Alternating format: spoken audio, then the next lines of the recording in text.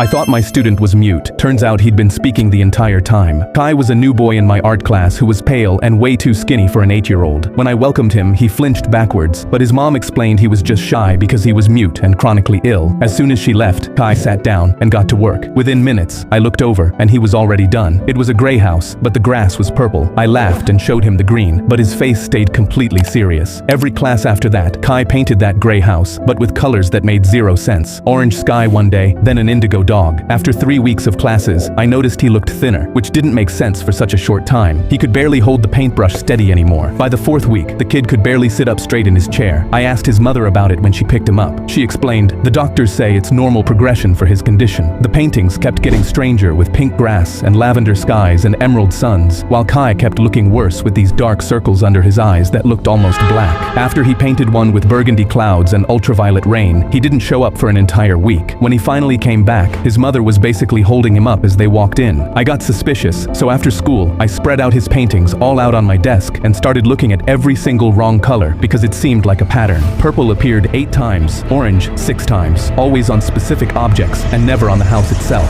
I wrote down just the first letters of each wrong color, and suddenly everything clicked when I saw it spelled poison. I reached for the next painting and saw please. I could barely focus as I decoded the next few: help, then hurt, then the one that made me panic: tomorrow gone. I was crying and dialing 911 at the same time, screaming into the phone, "A child is being systematically poisoned by his parents." He spelled it out in paintings. The dispatcher heard how hysterical I was and sent everyone immediately. The detective looked at the paintings and the color code I'd figured out, and his whole expression changed. They raced to Kai's house and found him unconscious in his bedroom. After sending him to the hospital and running tests, they found that his parents were poisoning him, which made him mute because they wanted to control his life.